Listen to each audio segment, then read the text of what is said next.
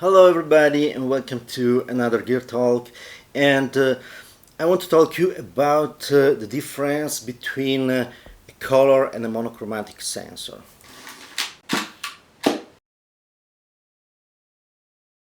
Before we begin, as usual, if you want to support the channel, put a like, subscribe, share with your friends. If you want to go a step further, check out on my website. The link is down in the description, and you can find all my books and other things. You can subscribe to the newsletter, and that will support the channel a lot. This said, is no secret now. It was supposed to be a secret still for few hours, but now I'm recording and it's not secret anymore.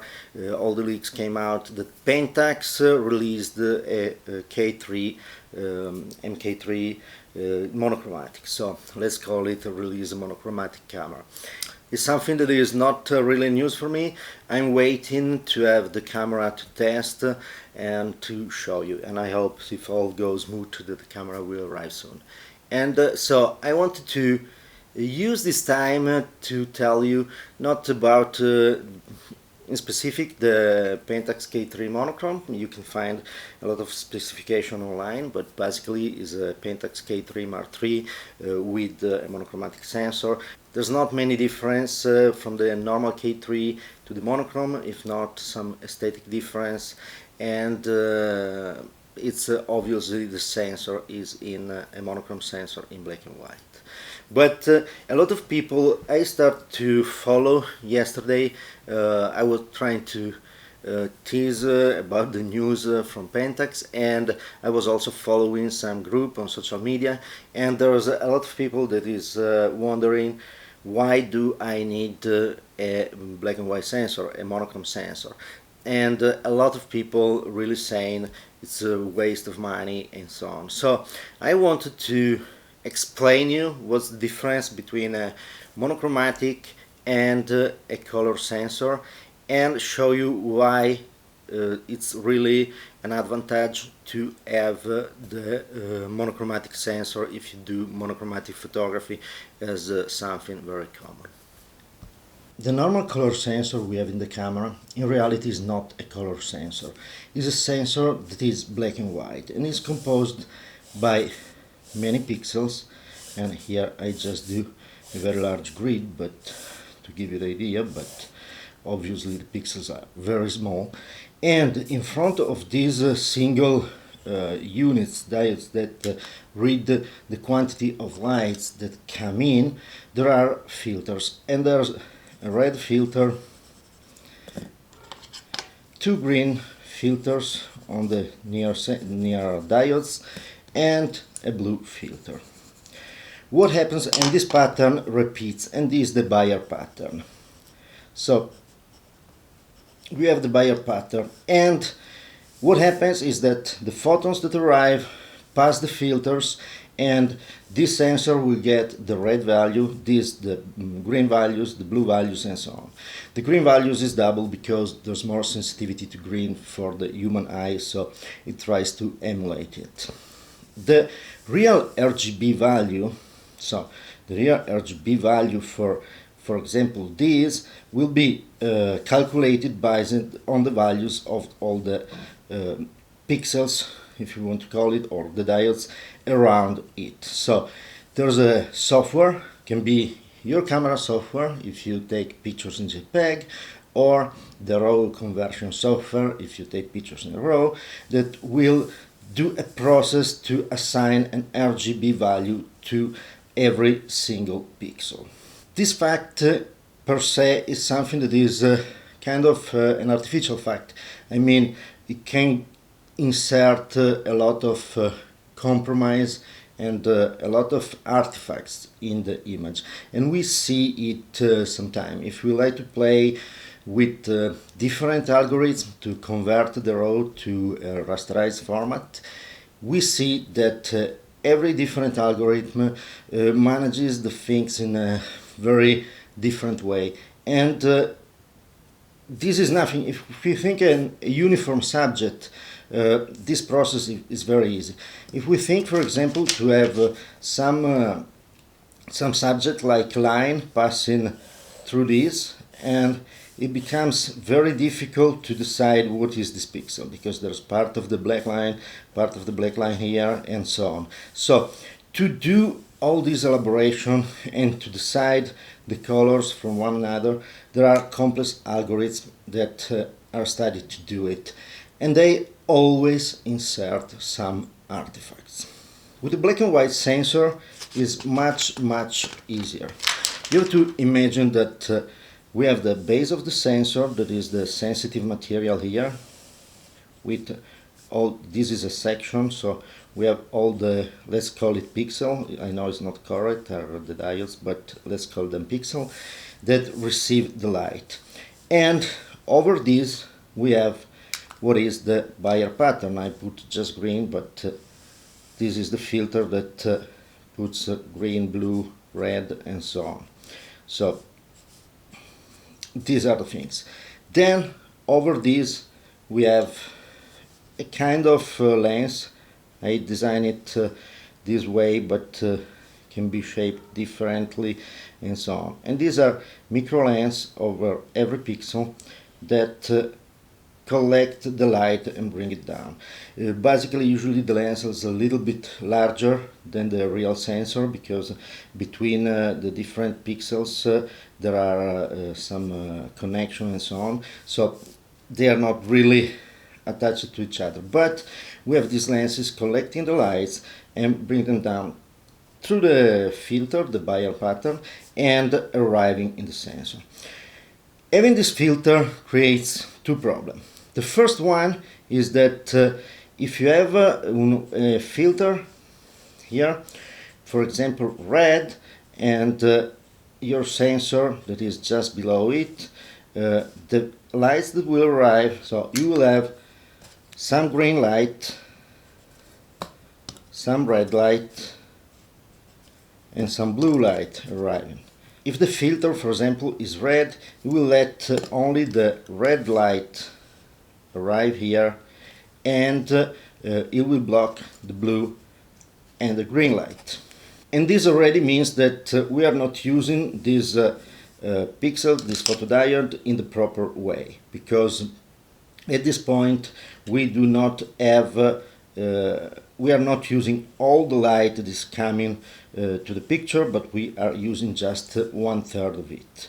If we take off the filter, if we take off the Bayer pattern, what happens is that we have all the light coming in, we have the sensor, and all the photons coming in, no matter if they are green, blue, or red, all of them will get inside. So we will collect all the photons possible, and this is something that means we will have much more light. We will read, at this point, we will read only the luminosity, the quantity of light, and not the quality of light, not the color of the light. So we will have all the light. Obviously this means a much better results with low light situation, because we have to remember that everything we do in digital photography is a matter of compromise between the noise level, so the rumors that we have, and the photons, the real signal that we have. So when we have a signal to rumor ratio, and this is what we are interested. Obviously, if we already filter of 1/3 the photons that come in, these will be signals of a rumor will be reduced at 1/3. So this is the problem, and this is why low light situation can be noisy and so on.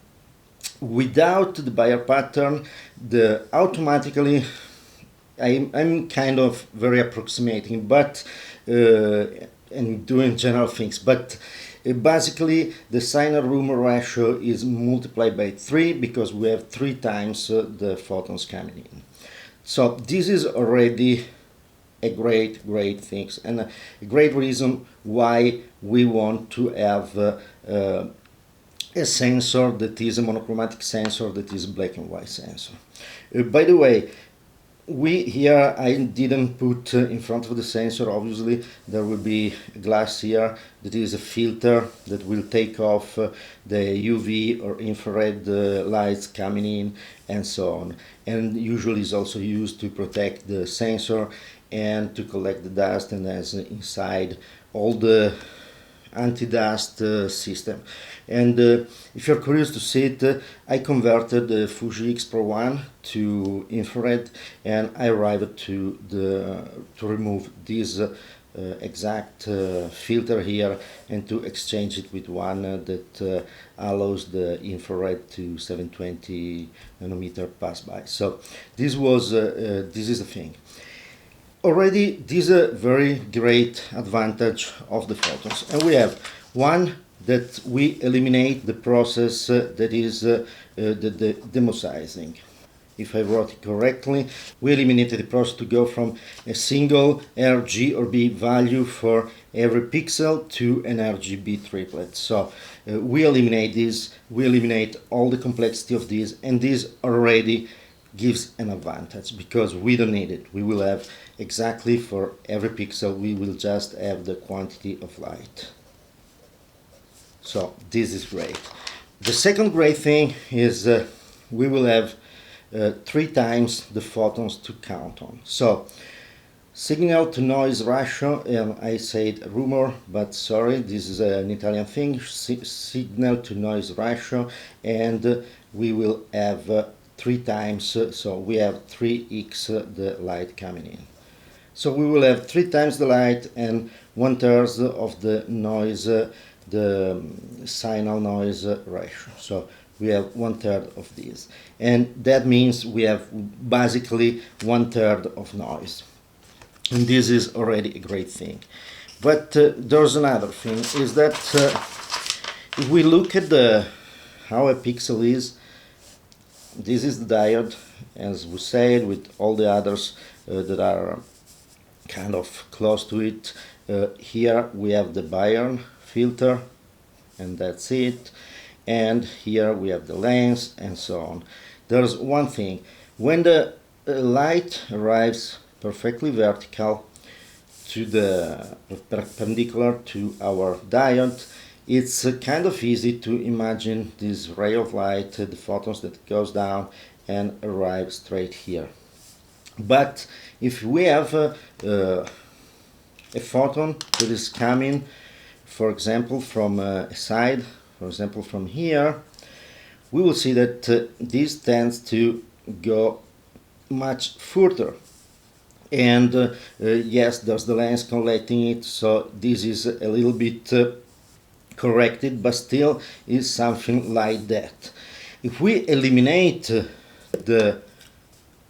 this Bayern pattern that is relatively thick compared to the size of the sensor of the pixel, it's very thick. So if we eliminate that, we have our ray of light that is coming on the lens that is attached here, and the lens, if it's perpendicular, same thing like before, and arrive inside. If it's from a side, this will arrive and still is catched inside. We don't have this thickness to get over. So every ray that arrives will get inside with much less tricks. So that means that if we arrive at the border of our sensor, we will have in this area around, we will have a much better situation to catch the light. If you imagine, this is your, let me change the sheet.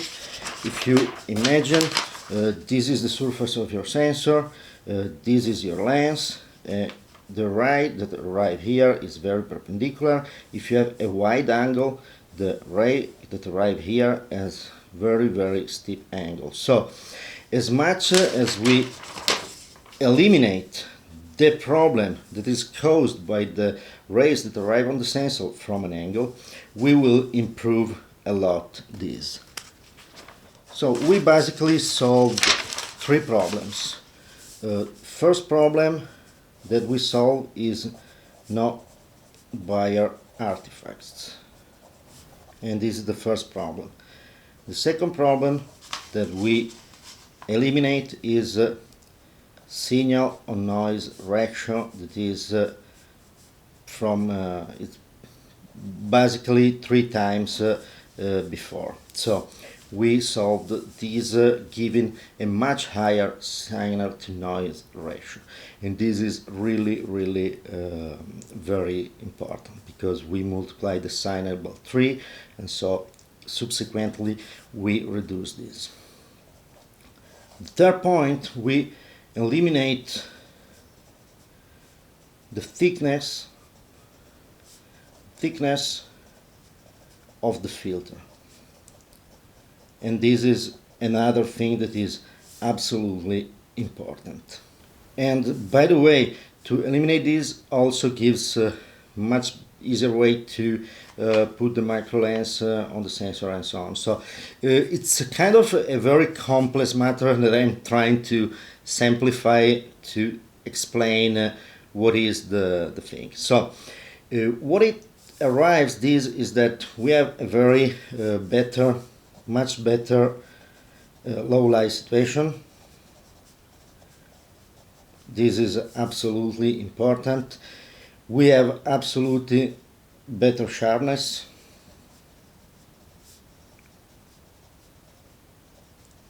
Because we eliminate the buyer artifacts and so on.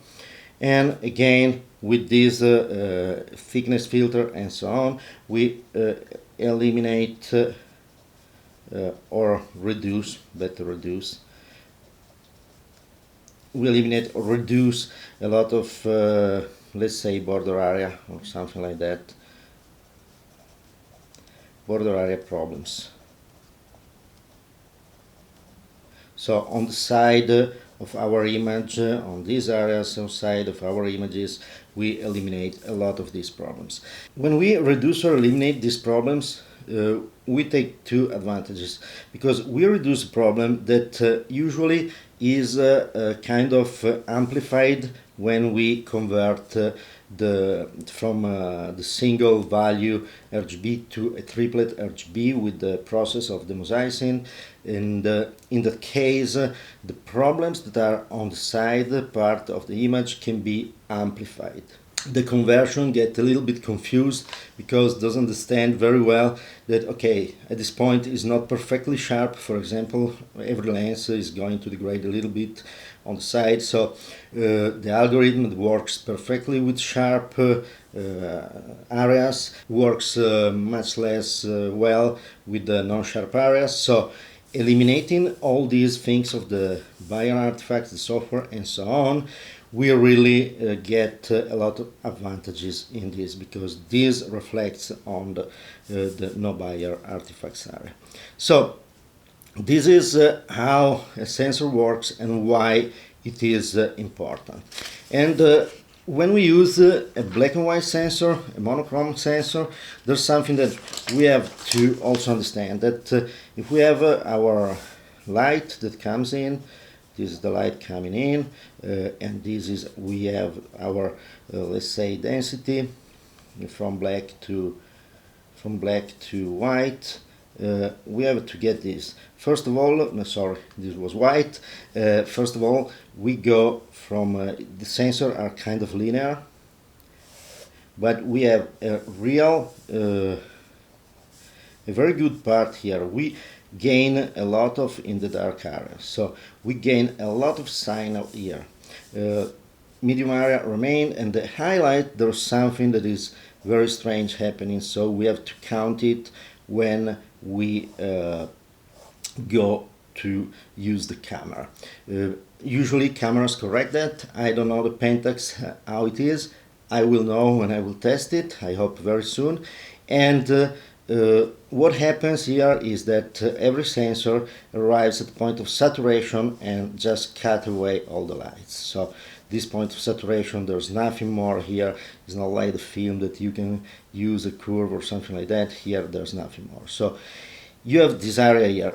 What happened with the RGB, that a lot of times the light that arrived was, for example, you have the red that was here, but you still had some green and some blue that were in a lower area. So when you recover the light, the highlights, the software did kind of an interpolation, thinking, okay, if the red is cut out, I will use the value that I still have of blue and green to rebuild also the red part and reconstruct the highlight.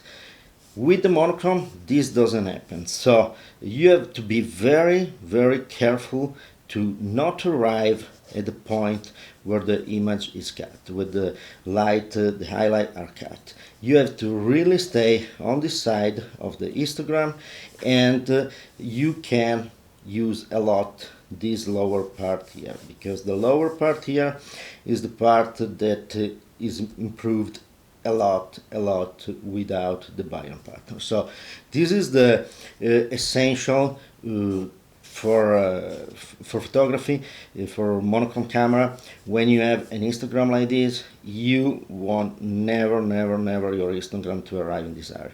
You want your histogram stay there, perhaps go a little bit there, because you can recover these areas with your software, but you don't want to go here because you don't have the other not cut colors to compensate this. So this is something that is it's very nice because you know exactly what it is, and but you have to get the habit to be very careful and know what you do. And by the way, it's the same that we did on film. We had to be very careful in some areas, like the dark areas and so on. So it's nothing new, but for sure the exposure can be a little bit more critical, because all the alerts that you have in the camera are kind of dependent from one color. They start to tell you watch out for the highlights when one of the three colors arrived here. With the monochrome, if the highlight tells you there's an highlight out, it's not just the part that you can recover, it's all there. So basically this is what I wanted you to explain. Why it's better to use a monochrome sensor if you do monochrome photography, and these are mostly the things. So you gain in low light situation, you gain in sharpness, and you eliminate a lot of the kind of aberration things and artifacts that you see around outside the center of the image. So now you have an idea of the advantages of a monochrome sensor, and that's something that is quite important. But the question is how much monochrome photography you do, how much black and white photography you do. In my case, for example, I do a lot, so a camera like that can be very good for me. And there are some disadvantages to have the monochrome camera over the color sensor and then convert in black and white. And one of the downside is that with the monochrome camera you have to think about filters to put in front of the camera before you take the pictures. We are used, for example, with film photography, it's very normal to do landscape with a red filter or a yellow filter, so the sky becomes a little bit darker, and all these kind of things, the contrast with the clouds improve and so on. But something that now is never done. You almost never see filters in front of the camera, if not for degrading or other kind of neutral density. But usually you don't see filters in front of the camera, because when you are in post-production you can just get the slider of the yellow and pull them down, or the slider of the blue and pull them down, pull them up, and all these kind of things. So you can do what was the filtration that was common with film photography, you can do it now in post-processing. With a monochrome sensor you have to think ahead of it and start to do it before, with again a real filter on the camera. And some people say this is a downside, and for sure it is if you need a very fast way to very fast workflow and so on. But in my opinion, is actually much better because you are forced to think ahead of pressing the shutter. What I see right now is this habit to press the shutter too much. I see people selling cameras that is, I don't know, a year-old camera with 100,000 actuation of the shutter or this kind of things. That is crazy. I see people, I have a person I know, a colleague I know, that he used to take 8,000-9,000 images for every wedding or these kind of things. We are taking too many pictures. It's something that we do not need. We need to stop and think what we are doing before we do it. So to have something that is you have to think before if you want the sky a little bit darker or you're okay with the sky and so on. You really need to think in advance. You have to go to the pre-visualization, and by the way I did a video here on exercise to become a better photographer, but you need to pre-visualize what you will do and come out with an image that is already good. We are wasting too much time just taking pictures and post-processing. So this of the filter for me is not a problem, is an advantage over using a color camera.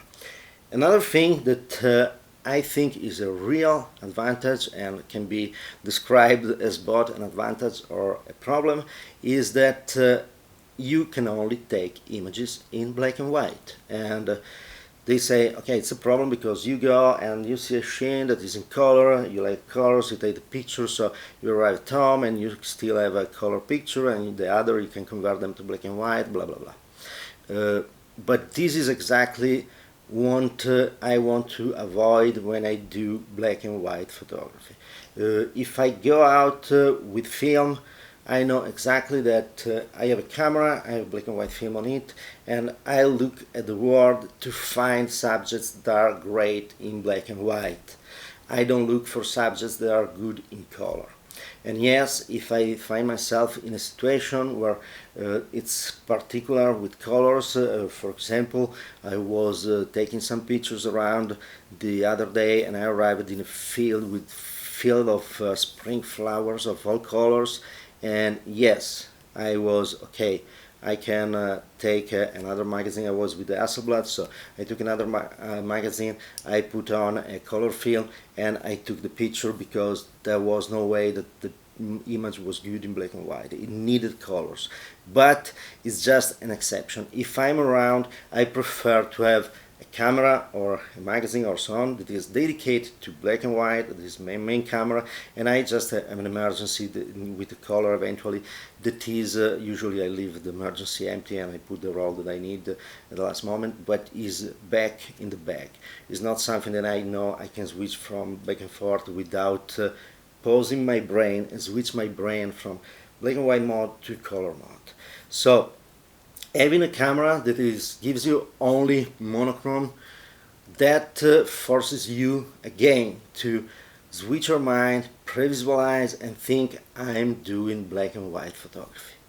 And you will get much better black and white results with that mentality. Something that you can do also with your color camera if you want, because you can just set the camera to black and white. Every camera now have a setting that is black and white and shoot only in JPG, so you don't have the raw file to use the colors. And in the case it can be the same. You can exercise with that and see if you can see the difference in your pictures. But for me that is essential. If I'm going out with a black and white film or doing black and white photography, I prefer to have a black and white camera and not a color camera.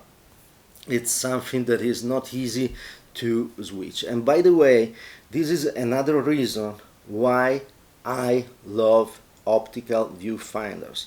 No matter if it's a reflex like the Pentax I'm using right now, or it's a viewfinder, rangefinder style like my X Pro 2 by Fuji and so on.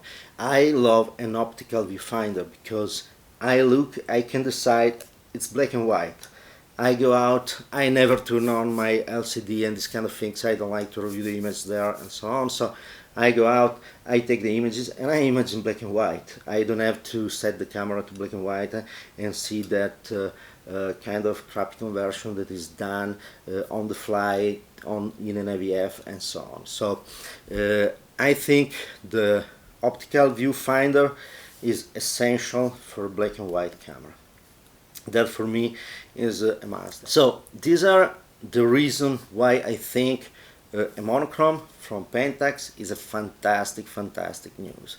And I was reading that the price is also something that in theory will be announced, but is already out there, is around $2,000. So it's not a very expensive camera. It's still an expensive camera, but in a better range price than the Leica, that is the only other one that is doing black and white right now in native way. So it's absolutely a great option because there's a reflex viewfinder that is the only one with the reflex viewfinder, and that's something that is an optical viewfinder, and for me is essential, as I said, for black and white. It has a price range that is right, and it's great quality. And by the way, another thing that I really love is that with Pentax I can put on all my old K lenses. So I can get all these lenses and use them on the camera, and I'm sure that these lenses with the black and white sensor will be perfect.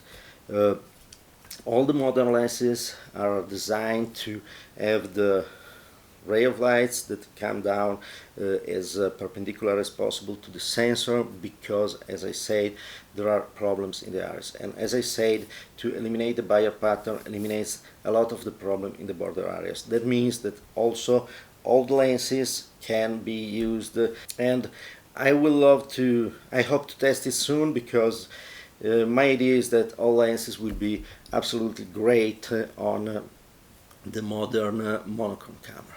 So I hope that my explanation of the monochrome versus color sensor was clear enough to explain you why a monochrome sensor really has a meaning. And by the way, I see a lot of people saying, okay, but at the end of the game, the difference, if you take beautiful pictures and so on, the difference is not that much, cannot be basically seen, and these kind of things. First of all, there's something that can be seen as the mentality of the person going on now to take black and white pictures, and it is different from a person that is taking color pictures and convert them to black and white. But something that I always tell, and I continue to tell, is never judge photography online. We are doing all this debate, what is better, what is worse, looking at images at low resolution or also high resolution, but usually very low, converted and reconverted again on social media and online on screens like your phone or a computer screen that perhaps is not calibrated, and all these kind of things. That really sucks. That's not a way to judge images. To judge images, you have to see prints coming out of that images, you have to compare prints, and you have to see the images exposed somewhere in a museum or so on, in an exhibit. And that's all the difference. It's not possible to judge a camera for the online results that you scroll by on social media 1/3 of a second, and if it doesn't attract you, you just scroll. From what I have seen from monochrome cameras, there's a kind of a lot of difference in the tonalities that comes out and so on, and it's something that you see in real, that you see when it's printed. It's something that for sure is lost scrolling on a screen on a phone or something like that. So never judge images based on what you see online. An image to be a real photograph, in my opinion, a photograph with the capital P is something that is taken, printed and exposed. Is not an exhibit. Is not something that is for fast use on social media. Really, I hope this was enough. I don't want to make the video too long. So, if you have any question about or comments about sensors and these kind of things, just put down the comments in my here, and you can comment here, or you can contact me through my website www.barbano.com. And I will probably have in a few weeks the mkIII monochrome to test, and I hope to give you more detail about that and show you what are the difference on a practical level with the camera. Before I leave you, again, if you want to support the channel, check out my books. The link is down there in the description. You will go to my website and you will see also some of my photographs and so on. Thank you very much for watching, and see you next time.